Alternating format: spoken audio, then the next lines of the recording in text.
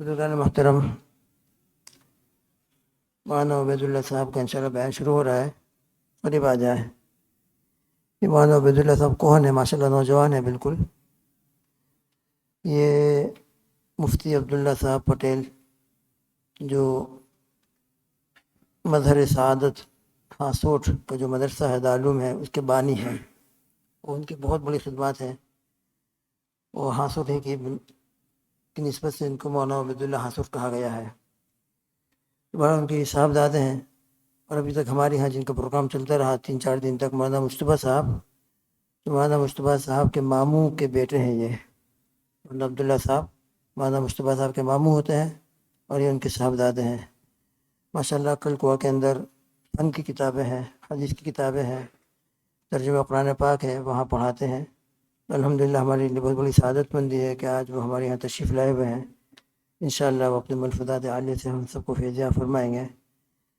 اللہ تعالیٰ ان کی بھی علم میں عمل میں برکت عطا فرمائے، اور ان کے والد مرحوم کی جو خدمات ہیں اللہ تعالیٰ ان کو قبول فرمائے، صدقہ جاریہ بنائے، ان کے درجات کو بلند فرمائے، اور ان کی مغفرت فرمائے، اور ان کی فیضات کو، ان کی برکات کو اللہ تعالیٰ ان کی نسلوں میں قائم رکھے۔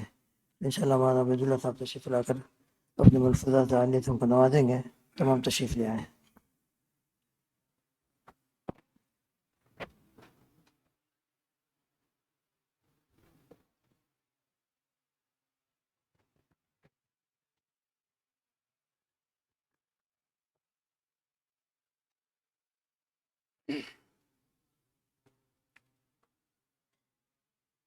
بسم اللہ الرحمن الرحیم۔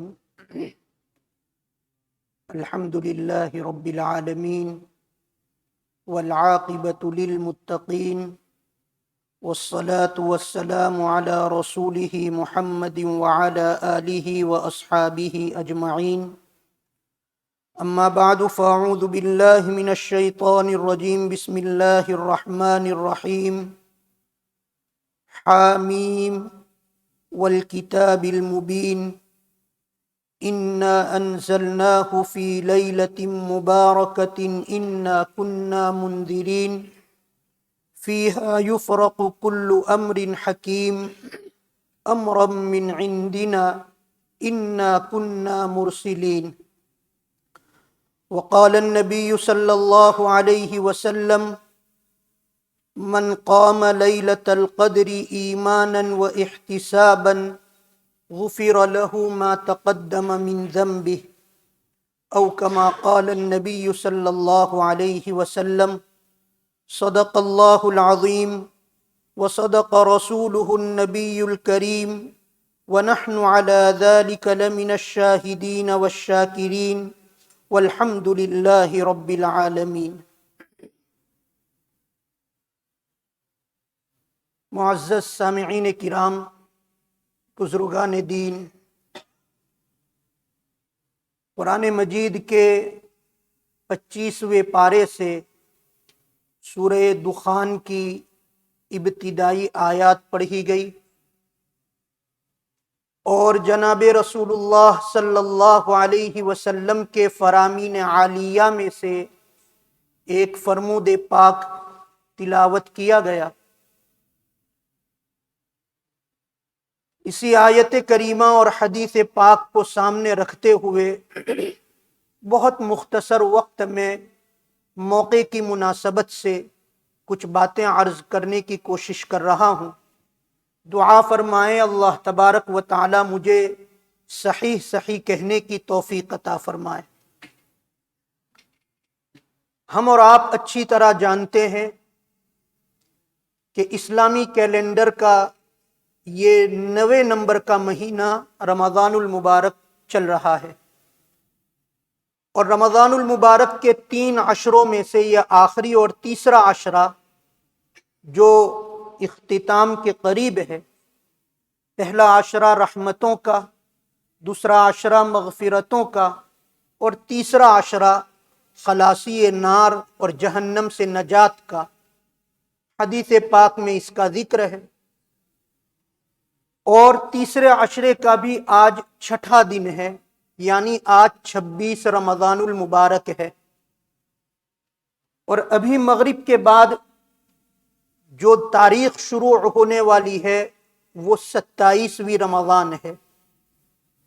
اسی مناسبت سے، شب قدر کی مناسبت سے میں نے قرآن مجید کی آیت کریمہ پڑھی۔ رمضان المبارک کو ایک خاص فضیلت حاصل ہے جو دیگر عام مہینوں کو حاصل نہیں ہے۔ اسی وجہ سے رمضان المبارک میں 2 ایسی عبادتیں رکھی گئی جو عام مہینوں میں نہیں رکھی گئی۔ چنانچہ رمضان کے دنوں میں روزوں کو فرض کیا گیا اور رمضان کی راتوں میں صلاۃ التراویح کو مسنون قرار دیا گیا۔ یہ 2 عبادتیں ایسی ہیں کہ جو باقی دنوں میں، باقی مہینوں میں نہیں کی جاتی۔ اب سوال یہ پیدا ہوتا ہے کہ رمضان المبارک کے مہینے کو ہی روزوں کے لیے خاص کیوں کیا گیا؟ باقی کسی مہینے کو بھی روزوں کے لیے خاص کیا جا سکتا تھا، رمضان کے روزے ہی فرض کیوں کیے گئے؟ اس کی وجہ یہ ہے کہ رمضان المبارک میں ایک بہت بڑا واقعہ پیش آیا۔ اس واقعے کی وجہ سے رمضان المبارک کو ایک خاص اہمیت اور فضیلت حاصل ہو گئی، اور وہ واقعہ یہ پیش آیا کہ اللہ تبارک و تعالی نے قیامت تک آنے والی انسانیت کی بھلائی، ان کی ہدایت، ان کی فلاح و بہبود کے لیے ایک میسیج اور ایک کتاب نازل فرمائی۔ وہ کتاب رمضان المبارک میں نازل فرمائی۔ تو چونکہ اس کتاب کے نزول کا مہینہ رمضان المبارک ہے، اس لیے رمضان المبارک کو فضیلت حاصل ہو گئی۔ تو قرآن مجید نے کہا شہر رمضان الذی انزل فیہ القرآن، کہ رمضان المبارک میں قرآن مجید نازل ہوا ہے، اس لیے اس مہینے کو فضیلت حاصل ہوئی۔ اب مہینے کو فضیلت حاصل ہوئی، اس کا حق تو ادا کرایا گیا روزوں کے ذریعے سے کہ اس مہینے کو ایک خاص اہمیت حاصل ہے، لہذا تم روزے رکھو۔ لیکن خود قرآن مجید کی بھی ایک خاص فضیلت ہے، تو اس فضیلت کا حق ادا کرایا گیا رمضان المبارک کی راتوں میں صلاۃ التراویح میں قرآن مجید سنا کر یا قرآن مجید کی تلاوت کے ذریعے سے۔ تو یہ بڑا عظیم، بڑا بابرکت مہینہ ہے، اور اس بابرکت مہینے کی فضیلت اس وقت زیادہ ہو جاتی ہے جبکہ اس مہینے میں شب قدر ہے۔ شب قدر کی بڑی فضیلت ہے۔ قرآن مجید کی آیت کریمہ پڑھی، اللہ تبارک و تعالی فرماتے ہیں قرآن مجید کو لیلہ مبارکہ میں ہم نے نازل فرمایا۔ یہ لیلہ مبارکہ سے کیا مراد ہے؟ اکثر مفسرین کی رائے یہ ہے کہ لیلہ مبارکہ سے شب قدر ہے۔ چنانچہ قرآن مجید جو نازل ہوا اس کے 3 مرحلے ہیں، 3 اسٹیپ میں قرآن مجید نازل ہوا۔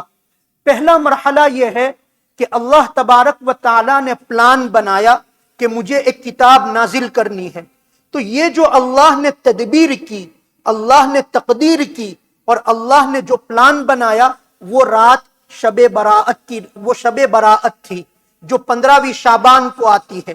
تو اس رات میں اللہ نے پلان بنایا کہ مجھے ایک کتاب نازل کرنی ہے۔ یہ پہلا اسٹیپ ہے۔ دوسرا اسٹیپ قرآن مجید کا یہ ہے، نزول قرآن مجید کا، کہ 7ویں آسمان سے آسمان دنیا پر، پہلے آسمان پر ایک ساتھ قرآن مجید نازل ہوا۔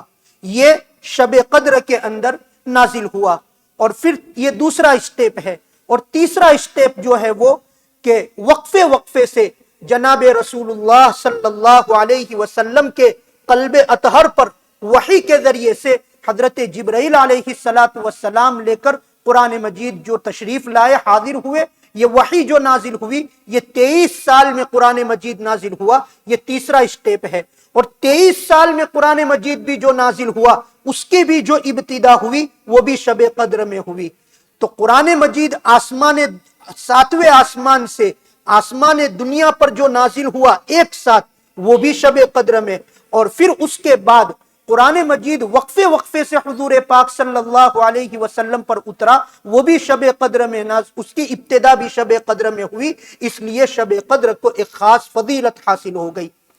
قرآن مجید میں شب قدر کی فضیلت کے لیے اتنی بات کافی ہے کہ خود اللہ تبارک و تعالی نے قرآن مجید میں اس رات کی فضیلت کو بیان کرنے کے لیے مستقل ایک سورت نازل فرمائی، جس کا نام سورہ قدر ہے، جس کی پہلی آیت ہے انا انزلناہ فی لیلۃ القدر وما ادراک ما لیلۃ القدر وما ادراک ما لیلۃ القدر، سوال کے ذریعے سے پوچھا جا رہا ہے، اہمیت بیان کی جا رہی ہے، تمہیں معلوم ہے شب قدر کیا چیز ہے؟ یہ سوال کے ذریعے سے اس کی اہمیت کو اجاگر کیا جا رہا ہے۔ تو کہا وما ادراک ما لیلۃ القدر، پھر اب بتایا جا رہا ہے لیلۃ القدر خیر من الف شہر، کہ یہ 1000 مہینوں سے بہتر ہے، یعنی اس ایک رات کی عبادت اگر کی جائے تو 1000 مہینوں سے بہتر ہے۔ 1000 مہینوں کا جب حساب لگایا جاتا ہے تو علماء فرماتے ہیں 83 سال اور 4 مہینے ایک رات عبادت کرنے کا ثواب 83 سال 4 مہینے کے برابر ملتا ہے۔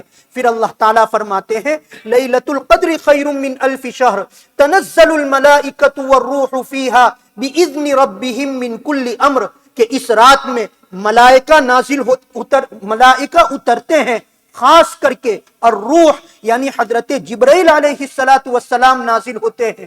یہ ملائکہ کیوں اترتے ہیں اس رات میں؟ 2 وجہ سے ملائکہ زمین پر آتے ہیں۔ پہلی وجہ یہ ہے کہ جو لوگ اس رات میں عبادت میں مشغول ہیں ان کے لیے ملائکہ رحمت کی دعا کرتے ہیں، ان کی عبادت میں شریک ہوتے ہیں۔ اور دوسرا نمبر پر یہ کہ ملائکہ کے ذمے جو کام سپرد کیے گئے ہیں ان کا انتظام کرنے کے لیے زمین پر ملائکہ اترتے ہیں۔ سلام ہی حتی مطلع الفجر، اور فرمایا یہ رات سلامتی والی ہے، اس میں کوئی تکلیف نہیں، اس میں کوئی آفت نہیں، اس میں کوئی مصیبت نہیں۔ اور یہ کب تک رہتا ہے؟ تو کہا ہی حتی مطلع الفجر، وہ طلوع فجر تک، صبح تک یہ رات چلتی رہتی ہے، اور اس میں کسی قسم کی کوئی تکلیف اور کوئی مصیبت نہیں ہے۔ یہ پوری صورت اس رات کی فضیلت کو بیان کرنے کے لیے قرآن مجید میں اللہ تبارک و تعالیٰ نے نازل فرمائی۔ جیسے سورہ محمد ہے، اللہ کے نبی صلی اللہ علیہ وسلم کا نام اس میں ہے۔ سورہ فتح ہے، فتح مکہ کا ذکر ہے، تو فتح مکہ کی فضیلت کے لیے سورت اتری، حضور پاک صلی اللہ علیہ وسلم کی فضیلت کے لیے سورت اتری۔ بس اسی طرح سے اس رات کی فضیلت کے لیے بھی اللہ تبارک و تعالیٰ نے مکمل ایک سورت نازل فرمائی۔ ایک حدیث پاک میں حضور صلی اللہ علیہ وسلم اسی شب قدر کی فضیلت کو بیان کرتے ہوئے فرماتے ہیں من قام لیلۃ القدر، جو لیلۃ القدر میں عبادت کرتا ہے، من قام لیلۃ القدر ایمانا و احتسابا، پورے یقین کے ساتھ اور ثواب کی امید کے ساتھ عبادت کرتا ہے، غفر لہ ما تقدم من ذنبہ، تو اللہ تبارک و تعالی اس کے پچھلے گناہوں کو معاف فرما دیتے ہیں۔ ابن ماجہ شریف کی روایت ہے، اللہ کے نبی صلی اللہ علیہ وسلم فرماتے ہیں جو شخص شب قدر میں محروم رہا، شب قدر کی خیر سے، اس کے برکات سے، اس کی رحمتوں سے جو شخص محروم رہا وہ تمام خیر سے محروم رہا۔ تو معلوم ہوا یہ بڑی اہمیت اور بڑی فضیلت کی یہ رات ہے۔ اس کو شب قدر کہا جاتا ہے۔ شب عربی زبان کا، یہ شب فارسی زبان کا لفظ ہے، اور قدر جو ہے وہ عربی زبان کا لفظ ہے۔ اس رات کو شب قدر کیوں کہا جاتا ہے؟ علماء نے اس کی وجہ یہ ذکر فرمائی ہے کہ قدر کے معنی عظمت کے آتے ہیں، فضیلت کے آتے ہیں۔ چونکہ یہ رات عظمت اور فضیلت والی ہے، اس وجہ سے اس رات کو شب قدر کہا جاتا ہے۔ بعض حضرات فرماتے ہیں اس رات میں جو عبادت کرتا ہے، وہ عبادت کرنے والا عابد، وہ عبادت کرنے والا، وہ نماز پڑھنے والا، وہ تلاوت کرنے والا، وہ صاحب قدر ہو جاتا ہے، وہ فضیلت والا ہو جاتا ہے، اس لیے اس رات کو شب قدر کہا جاتا ہے۔ پھر اس رات میں اللہ تبارک و تعالیٰ کا کلام نازل ہوا، اور اللہ تعالیٰ سب سے عظیم ہے، سب سے عظمت والے ہیں۔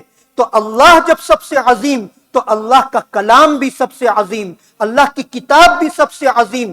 اسی لیے عربی کا مقولہ جو ہے وہ مشہور ہے، ملوک الکلامی کلام الملوک، کہ بادشاہوں کا کلام جو ہوتا ہے وہ کلاموں کا بادشاہ ہوا کرتا ہے۔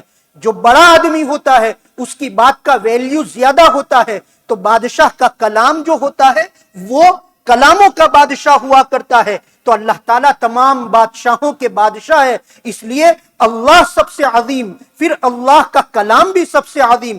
پھر یہ قرآن مجید نازل ہوا کس پر؟ سب سے عظیم پیغمبر پر، سب سے عظیم رسول پر، جناب رسول اللہ صلی اللہ علیہ وسلم پر۔ پھر کس کے ذریعے سے نازل ہوا؟ تو تمام فرشتوں میں سب سے عظمت والے جو فرشتے ہیں حضرت جبرائیل علیہ السلام کے ذریعے سے یہ کلام نازل ہوا۔ پھر کس جگہ پر نازل ہوا؟ تمام روئے زمین میں سب سے فضیلت والی جو جگہ ہے یعنی مکۃ المکرمہ اور مدینۃ المنورہ، یہ دو جگہوں پر یہ کلام نازل ہوا۔ پھر یہ کہ کس زمانے میں نازل ہوا؟ تو رمضان المبارک میں، اور تو وہ بھی عظیم مہینہ ہے اور اس میں بھی شب قدر میں یہ کلام نازل ہوا۔ تو عظمتوں والی ذات کا کلام عظمتوں والے پیغمبر پر، عظمتوں والے رسول، عظمتوں والے فرشتے کے ذریعے سے عظمتوں والے مہینے میں، عظمتوں والی رات میں، عظمتوں والی جگہوں میں یہ کلام نازل ہوا۔ تو اس وجہ سے اس رات کو ایک فضیلت حاصل ہو گئی، اسی وجہ سے اس رات کو جو ہے شب قدر کہا جاتا ہے۔ اسی طرح سے بعض حضرات فرماتے ہیں کہ قدر کے معنی جہاں فضیلت اور عظمت کے آتے ہیں وہیں قدر کے معنی تنگی کے بھی آتے ہیں۔ چنانچہ قرآن مجید میں ایک آیت کریمہ ہے، اللہ تبارک و تعالی فرماتے ہیں اللہ یبسط الرزق لمن یشاء ویقدر، اللہ تعالیٰ جس کا چاہتے ہیں رزق کشادہ کر دیتے ہیں اور جس کا چاہتے ہیں اس کا رزق تنگ کر دیتے ہیں۔ ویقدر یہ قدر سے بنا ہے، اس کے معنی ہے قدر کے معنی آتے ہیں تنگ کرنا۔ قرآن مجید کی ایک آیت کریمہ میں اللہ تعالیٰ نے فرمایا کہ جب اللہ تعالیٰ اپنے کسی بندے کو آزماتے ہیں وَأَمَّا الْإِنسَانُ إِذَا مَا ابْتَلَاهُ فَقَدَرَ عَلَيْهِ رِزْقَهُ، تو اللہ تعالیٰ اس کے رزق کو تنگ کر دیتے ہیں۔ معلوم ہوا قدر کے معنی تنگ کرنے کے بھی آتے ہیں۔ اب اس رات کو شب قدر کیوں کہا جاتا ہے؟ بعض علماء فرماتے ہیں اس رات میں حضرت جبرائیل علیہ السلام زمین پر، دھرتی پر اتنے سارے ملائکہ اور اتنے سارے فرشتوں کو لے کر اترتے ہیں کہ زمین ان کے لیے تنگ ہو جاتی ہے، زمین ان کے لیے تنگ ہو جاتی ہے۔ اس وجہ سے آج کی رات کو شب قدر کہا جاتا ہے۔ تو یہ بڑی فضیلت کی رات ہے۔ یہ رات، اس کو جو فضیلت حاصل ہوئی ہے، یہ فضیلت جو حاصل ہوئی یہ رات کب ہوتی ہے، کب آتی ہے یہ رات؟ چنانچہ اس رات کے آنے کے سلسلے میں متعدد اقوال ہیں۔ شراح حدیث نے 46 اقوال بیان فرمائے ہیں کہ یہ رات کب ہوتی ہے، لیکن مشہور یہ ہے، بعض حضرات فرماتے ہیں پورے سال میں شب قدر ہوتی ہے، اس لیے پورے سال میں شب قدر کو تلاش کرنا چاہیے۔ بعض حضرات فرماتے ہیں کہ شب قدر رمضان المبارک میں ہوتی ہے، پورے مہینے میں گھومتی ہے تو پورے مہینے میں اس کو تلاش کرنا چاہیے۔ اسی لیے اللہ کے نبی صلی اللہ علیہ وسلم نے شب قدر کی تلاش کے لیے پورے ایک مہینے کا اعتکاف بھی فرمایا ہے۔ پھر آخری عشرے میں ہوتی ہے، تو اس لیے اللہ کے نبی صلی اللہ علیہ وسلم نے آخری عشرے میں اس کو تلاش کیا اور اس کو تلاش کرنے کے لیے آپ نے آخری عشرے کا اعتکاف فرمایا۔ پھر یہ کہ آخری عشرے کی طاق راتوں میں ہوتی ہے، 21، 23 اور اسی طرح سے 25، 27 اور 28، اس طرح سے طاق راتیں جو ہے ان راتوں میں یہ شب قدر ہوا کرتی ہے، اس میں تلاش کرنے کا حکم دیا گیا۔ اور پھر یہ کہ ان طاق راتوں میں سے بھی ویسے شریعت نے متعین نہیں کیا ہے کہ کسی مخصوص تاریخ میں یہ رات ہوتی ہے، لیکن غالب گمان یہ ہوتا ہے، مشہور یہ ہے کہ شب قدر جو ہوا کرتی ہے وہ رمضان المبارک کی 27ویں رات جو ہوتی ہے وہ شب قدر ہوا کرتی ہے۔ چنانچہ شب قدر کے سلسلے میں حضرت ابی بن کعب رضی اللہ تعالی عنہ نے ایک مرتبہ قسم کھا کر یہ بات کہہ دی کہ 27ویں رات ہی شب قدر ہے، اور اسی کو انہوں نے شب قدر قرار دیا۔ حضرت عمر رضی اللہ تعالی عنہ کی مجلس ہے، آپ کا دربار لگا ہوا ہے، بڑے بڑے صحابہ وہاں موجود ہیں، اکابرین صحابہ بیٹھے ہوئے ہیں، اور حضرت عمر رضی اللہ تعالی عنہ نے پوچھا صحابہ سے کہ بتاؤ شب قدر کون سی تاریخ کو ہوتی ہے، کب ہوا کرتی ہے شب قدر؟ تو اکابر صحابہ، بڑے بڑے صحابہ ہیں، انہوں نے کہا واللہ اعلم، اللہ جانتے ہیں، ہمیں معلوم نہیں ہے، اس لیے کہ شب قدر کی کوئی تعین شریعت میں موجود نہیں ہے۔ اسی مجلس میں ایک چھوٹے بچے بھی بیٹھے ہوئے تھے جن کا نام ہے حضرت عبداللہ ابن عباس رضی اللہ تعالی عنہما۔ حضرت عبداللہ ابن عباس وہاں موجود تھے۔ حضرت عمر نے ان سے پوچھا کہ آپ کی کیا رائے ہے، شب قدر کب ہوا کرتی ہے؟ تو حضرت عبداللہ ابن عباس نے بتایا، جواب دیا کہ حضرت ویسے تو کوئی تعین نہیں ہے، لیکن میں نے عدد میں غور کیا، میں نے ڈیجٹ میں، عدد میں غور کیا، تو عدد میں غور کرنے سے مجھے یہ پتا چلا کہ اللہ تبارک و تعالیٰ کو 7 نمبر کا عدد، 7 نمبر کا جو عدد ہے وہ اللہ تعالیٰ کو بہت زیادہ محبوب ہے۔ کیسے پتا چلا؟ تو کہا اس طور پر کہ اللہ نے آسمان 7 بنائے ہیں، اللہ نے زمین 7 بنائی ہے، اللہ تعالیٰ نے کعبۃ اللہ کا طواف کرنے کے چکر 7 متعین کیے ہیں، اللہ تبارک و تعالیٰ نے صفا مروہ کے درمیان کی سعی کے جو چکر ہے وہ بھی 7 متعین کیے ہیں، رمی جمرات جو ہے وہ 7 مرتبہ پتھر مارے جاتے ہیں، اور پھر قرآن مجید کی منزلیں بھی 7 ہیں، سجدہ کیا جاتا ہے تو کہاں 7 ہڈیوں پر سجدہ کیا جاتا ہے۔ تو اس سے معلوم ہوا کہ اللہ تبارک و تعالیٰ کو 7 کا عدد بہت زیادہ پسند ہے۔ اسی طرح انسانوں کی تخلیق، انسان جو پیدا ہوتا ہے تو وہ انسانوں کی تخلیق کے جو مراحل بیان کیے گئے ہیں قرآن مجید میں وہ بھی 7 ہے۔ من سلالت من طین نطفۃ مضغۃ علقۃ، اس طرح سے انسان کے جو اس کے تخلیق کے جو مراحل ہے وہ مراحل 7 بیان کیے گئے ہیں۔ اسی طرح سے انسانوں کی غذا کو ایک جگہ قرآن مجید میں بیان کیا تو وہ بھی 7 ہے، اور وہ کیا؟ وہ جو ہے وہ 7 مراحل کو اور 7 غذا کو قرآن مجید میں سورہ عبس میں اللہ تبارک و تعالیٰ نے بیان فرمایا ہے، تو وہ بھی 7 غذائیں ہیں۔ ویسے وہاں 8 ہے، لیکن آخری نمبر پر جو ہے وہ جانور کی غذا ہے۔ اس سے پہلے کی جو غذائیں ذکر کی گئی ہے وہ 7 غذائیں انسانوں کی ہے۔ تو انسان کی غذا 7 قسم کی، انسان کی تخلیق جو ہے وہ 7 مرحلوں سے ہوئی، 7 طواف ہے۔ تو اس سے معلوم ہوا کہ اللہ تبارک و تعالیٰ کو 7 کے عدد کے ساتھ بڑی محبت ہے، بڑا پیار ہے۔ تو اس سے انہوں نے یہ ثابت کیا کہ 27ویں شب جو ہوا کرے گی وہ گویا کہ اس سے یہ کہا جا سکتا ہے کہ 27ویں شب جو ہے وہ شب قدر ہے۔ اسی طرح سے اور بھی علماء نے بیان فرمایا کہ 27ویں شب قدر کیوں ہوتی ہے، یہ احتمالی امر ہے، کوئی یقینی بات نہیں کی جا رہی ہے۔ چنانچہ سورہ قدر ہے، یہ سورہ قدر میں جب ہم سورہ قدر کو پڑھتے ہیں تو آخری آیت ہے سلام ہی، یہ ہی سے مراد ہی ضمیر ہے، یہ ہی سے مراد شب قدر ہے۔ اس سے پہلے کے جو کلمات شمار کیے جائیں تو 27 کلمات کے بعد ہی کا لفظ آتا ہے۔ اس سے بھی علماء یہ فرماتے ہیں کہ 27ویں شب قدر ہے۔ اسی طرح سے اس سورہ قدر میں 3 مرتبہ لیلۃ القدر کا لفظ آیا ہے، 3 مرتبہ لیلۃ القدر کا لفظ آیا ہے، اور لیلۃ القدر اگر اس کے الفابیٹس ہم شمار کریں تو 9 ہے، 9 کو 3 کے ساتھ ضرب دیتے ہیں تو 27 نکلتا ہے۔ تو اس سے بھی علماء یہ فرماتے ہیں کہ 27ویں شب جو ہے وہ شب قدر ہے۔ خلاصہ کلام یہ ہے کہ ویسے تو شریعت نے اس کو متعین نہیں کیا ہے، اللہ تبارک و تعالیٰ نے اس کا علم حضور پاک صلی اللہ علیہ وسلم کو دیا تھا، اور پھر حضور امت کو بتانے کے لیے نکلے، اور پھر اس کے بعد جو ہے حضرت براء ابن عازب رضی اللہ تعالیٰ عنہ کی روایت ہے، ایک مرتبہ رات میں حضور اکرم صلی اللہ علیہ وسلم اپنے گھر سے باہر تشریف لائے، اور آپ نے باہر آ کر یہ بتایا کہ مجھے خواب میں شب قدر کی متعین تاریخ بتا دی گئی تھی کہ اس تاریخ کو شب قدر ہے، یہ متعین تاریخ مجھے بتا دی گئی تھی۔ میں نے سوچا، میں نے چاہا کہ میں آپ لوگوں کو بھی بتا دوں، اسی لیے میں باہر نکلا، اور جیسے ہی میں باہر نکلا تو میں نے دیکھا کہ 2 آدمیوں کے درمیان لڑائی ہو رہی ہے، جھگڑا ہو رہا ہے۔ تو ان 2 آدمیوں کے جھگڑنے کی وجہ سے اللہ تبارک و تعالیٰ نے شب قدر کا علم، اس کی تعین مجھ سے اٹھا لی۔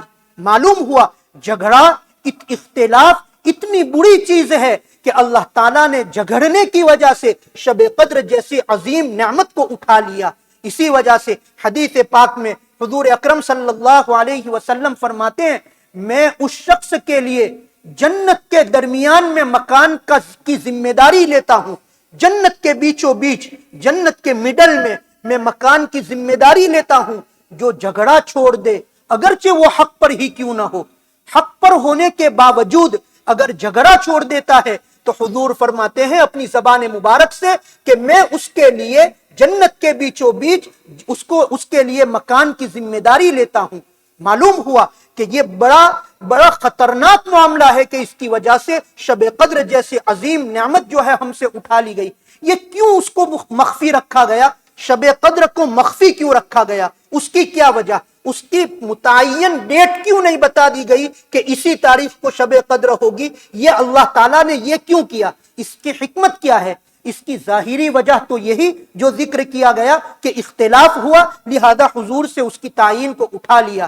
لیکن اس کی حکمت یہ ہے، حضرت شیخ رحمت اللہ علیہ نے فضائل اعمال میں ایک حکمت بیان فرمائی ہے، اور وہ یہ ہے کہ اگر شب قدر کو متعین کر دیا جاتا کہ اسی تاریخ کو شب قدر ہے، تو پھر لوگ اسی ایک رات میں عبادت کرتے، باقی راتوں میں عبادت نہ کرتے، تو انہیں صرف ایک ہی رات کا ثواب ملتا. اللہ تبارک و تعالیٰ نے چاہا کہ ایک رات کا ثواب نہ ملے بلکہ اس کو ایک سے زیادہ راتوں کا ثواب ملے، اس لیے شب قدر کی تعین کو اٹھا لیا تاکہ زیادہ رات وہ عبادت کرے اور اس کو زیادہ راتوں کا ثواب ملے. اسی طرح سے شب قدر کی تعین کو اس لیے اٹھا لیا گیا کہ بعض لوگ ایسے ہوتے ہیں جو ہمیشہ گناہ کرنے کے عادی ہوتے ہیں، گناہ کی عادت ہو جاتی ہے. اب جب گناہ کی عادت ہو جاتی ہے تو وہ کسی بھی وقت گناہ سے بچتے نہیں ہیں. اب اگر شب قدر کو متعین کر دیا جاتا کہ اسی رات، یہی رات شب قدر ہے، تو اس رات میں بھی وہ گناہ کرتے. اب شب قدر کا علم ہونے کے باوجود، یہ معلوم ہے کہ آج شب قدر ہے، اس کے باوجود وہ گناہ کرتے، تو اس صورت میں ان کے لیے زیادہ بڑا خطرہ ہوتا، ان کے لیے یہ وبال جان ہو جاتا. تو ان پر شفقت کرتے ہوئے اللہ تبارک و تعالیٰ نے شب قدر کو اٹھا لیا. نیز اللہ تعالیٰ نے فرشتوں پر فخر کرنے کے لیے اور انسانوں کی فضیلت کو فرشتوں پر ظاہر کرنے کے لیے شب قدر کی تعین کو اٹھا لیا اور اس کو متعین نہیں کیا. اس لیے کہ جب شب قدر کے احتمال کے ساتھ، شب قدر کے وہم اور گمان کے ساتھ جب بندہ عبادت کرتا ہے، کوشش کرتا ہے، محنت کرتا ہے، مجاہدہ کرتا ہے، تو اللہ تعالیٰ فرشتوں سے کہتے ہیں دیکھو یہ میری وہ مخلوق ہے جن کی پیدائش پر، جن کی تخلیق پر تم نے آبجیکشن اٹھایا تھا، تم نے سوال کیا تھا. یہ میری وہ انسانی مخلوق ہے کہ جو مخلوق صرف شب قدر کے وہم کی بنیاد پر، احتمال کی بنیاد پر اتنی عبادت، اتنی محنت اور اتنی مشقت اور اتنا مجاہدہ کر رہے ہیں، اگر انہیں میں شب قدر بتا دیتا تو یہ کتنی عبادت کرتے، یہ کس قدر عبادت میں آگے بڑھ جاتے. تو ان پر انسانوں کی فضیلت کو ظاہر کرنے کے لیے اللہ تبارک و تعالیٰ نے شب قدر کو مخفی رکھا اور شب قدر کو چھپا دیا. شب قدر جو ہے یہ اللہ تعالیٰ نے امت محمدیہ کو کیوں عطا فرمائی، اس کی کیا وجہ ہے، اس کو دینے کی وجہ کیا ہے؟ چنانچہ یہ اس امت کی خصوصیت ہے شب قدر. اس سے پہلے کسی امت کو شب قدر اللہ تعالیٰ نے عطا نہیں فرمائی تھی. کیوں دی گئی، کیا وجہ؟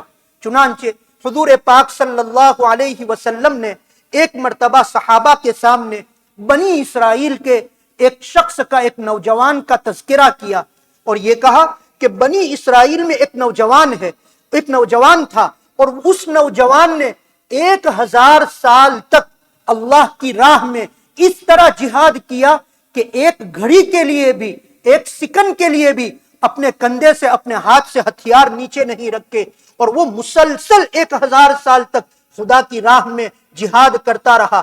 جب یہ بات صحابہ نے سنی تو ان کو تعجب بھی ہوا، حیرت بھی ہوئی اور رشک بھی آیا کہ ہماری عمریں تو 70 سال، ہماری عمریں تو 60 سال، اور یہ جو ہے بنی اسرائیل کا شخص ہے، اس نے جو ہے 1000 سالوں تک جو اللہ کی راہ میں جہاد کیا، تو ہم اس کے درجے تک نہیں پہنچ سکتے، ہم اس کی فضیلت تک، اس عبادت اور ثواب تک ہم نہیں پہنچ سکتے. جب یہ تکلیف صحابہ نے محسوس کی تو اللہ تبارک و تعالیٰ نے امت محمدیہ کو، اس امت کو اللہ تعالیٰ نے شب قدر عطا فرمائی اور یہ فرمایا ایک رات اگر کسی کو شب قدر جو مل گئی تو اس کی عبادت کا ثواب 83 سال کے بقدر جو ہے اس کو ملے گا. 2 ملی تو اس کا ڈبل، 3 ملی تو اس کا ڈبل. یہ تو ایک رات کا مسئلہ ہے. اگر کسی نے پوری زندگی میں 10 رات لے لی تو پتہ نہیں اس کو کتنے سالوں کی عبادت کا ثواب مل جائے گا. اگر کسی کو 20 راتیں نصیب ہو گئی تو اس کو معلوم نہیں، اندازہ لگایا جائے اس کے ذریعے سے کتنی راتوں کا اس کو ثواب مل جائے گا. ایک دوسری حدیث میں ہے حضور پاک صلی اللہ علیہ وسلم نے حضرات صحابہ کے سامنے बनी इसराइल के एक इबादत गुजार आदमी का, एक आबिद का तस्करा किया और ये कहा कि बनी इसराइल में एक इबादत गुजार शख्स था जो दिन में 1000 साल तक वो दिन में जिहाद करता रहा और रात में नमाजें पढ़ता रहा। दिन में जिहाद करता था, रात में नमाज पढ़ता था, और ये 1000 साल तक उसने किया। तो सहाबा को इस पर हैरत हुई और सहाबा को इस पर ताज्जुब हुआ और वो उनको रश्क होने लगा कि हम उसकी फजीलत तक नहीं पहुंच सकेंगे। तो अल्लाह तबारक व ताला ने सहाबा की इस रंज को, इस तकलीफ को दूर करने के लिए इस उम्मत की खुसूसियत में शब कद्र को अता फरमाया कि इस शब कद्र की फजील इबादत के जरिए से 1000 सालों की इबादत का जो है उसको 1000 महीनों की इबादत का सवाब मिलेगा। अब यह कि शब कद्र अगर नसीब हो जाए तो उस शब कद्र के अमाल क्या है, उसके मामूलात क्या है, क्या अमल करना चाहिए शब कद्र में। उलमा फरमाते हैं कि शब कद्र में अल्लाह की तमाम मखलूकात अल्लाह को सजदा करती है, यानी अल्लाह की इबादत करती है। लिहाजा सबसे पहले नंबर पर बात आ जाती है शब कद्र में इबादत करनी चाहिए।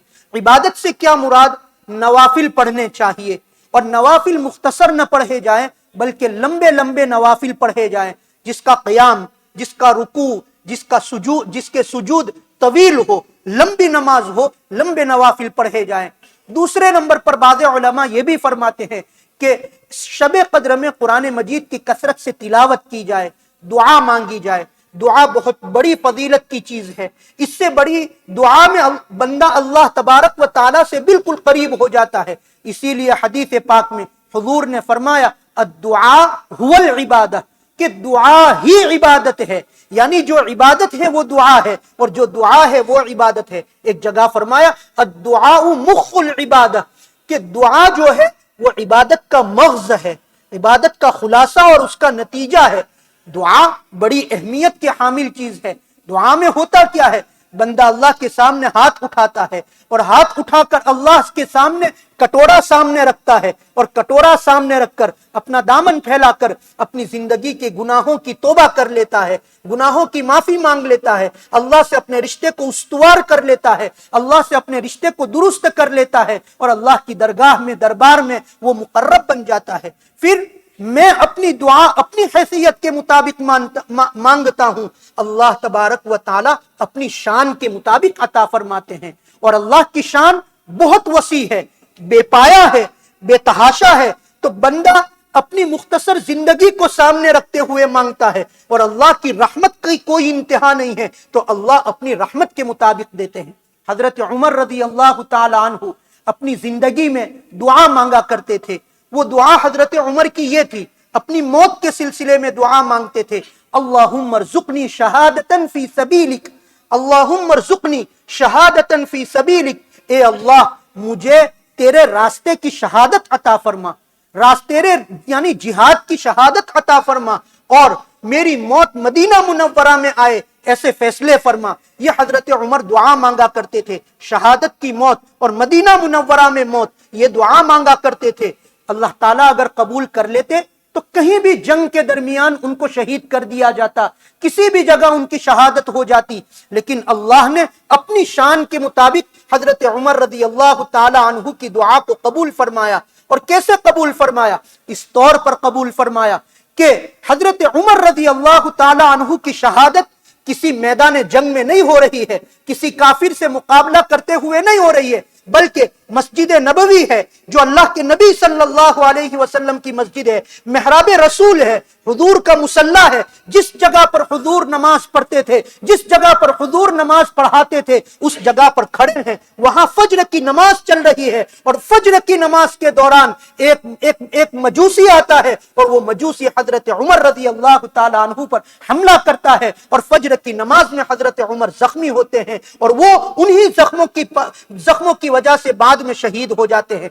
किसी मैदान में शहादत नसीब नहीं हुई शहादत ही। उन्होंने तो कहा था तेरे रास्ते की शहादत दे, अल्लाह ताला ने कबूल किया, नमाज में शहादत अता फरमाई, मुसल्ले पर शहादत अता फरमाई, फिर मुसल्ला भी हुजूर का मुसल्ला और फिर वो भी मस्जिद नबवी का मुसल्ला, वो भी मेहराब रसूल सल्लल्लाहु अलैहि वसल्लम। और कहा तो यही था ना कि तेरे हबीब की यानी मदीना मुनव्वरा में मुझे मौत अता फरमा।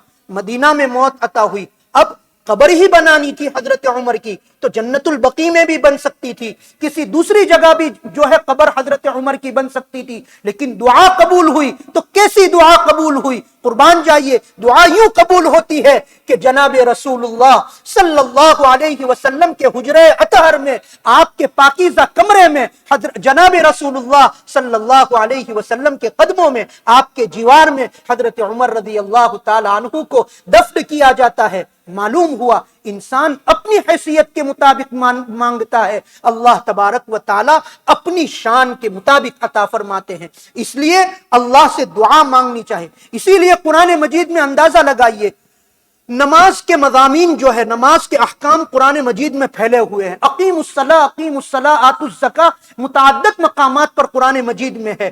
حج قرآن مجید میں 2 جگہ پر اس کو ذکر کیا ہے، اور روزے کا مضمون پورے قرآن مجید میں صرف ایک جگہ پر، دوسرے پارے میں، یا ایھا الذین آمنوا کتب علیکم الصیام کما کتب علی الذین من قبلکم، تقریباً 6 آیتیں ہیں جو روزوں کے سلسلے میں ہے۔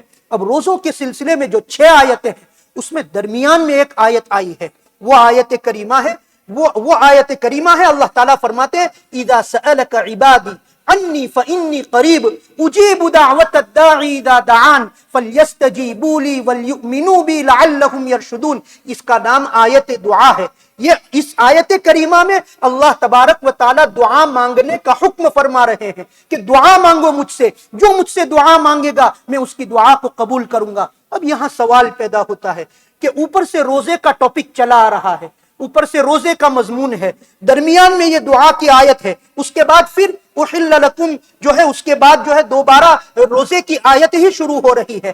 تو روزے کے مضمون میں ایک ساتھ روزے کی آیتیں ذکر کر دیتے، درمیان میں دعا کا مضمون کیوں داخل کر دیا؟ علماء اس کی حکمت یہ بیان فرماتے ہیں کہ روزدار کو چاہیے کہ وہ کثرت سے دعا کرے، روزدار کو چاہیے کہ وہ کثرت سے دعا کرے۔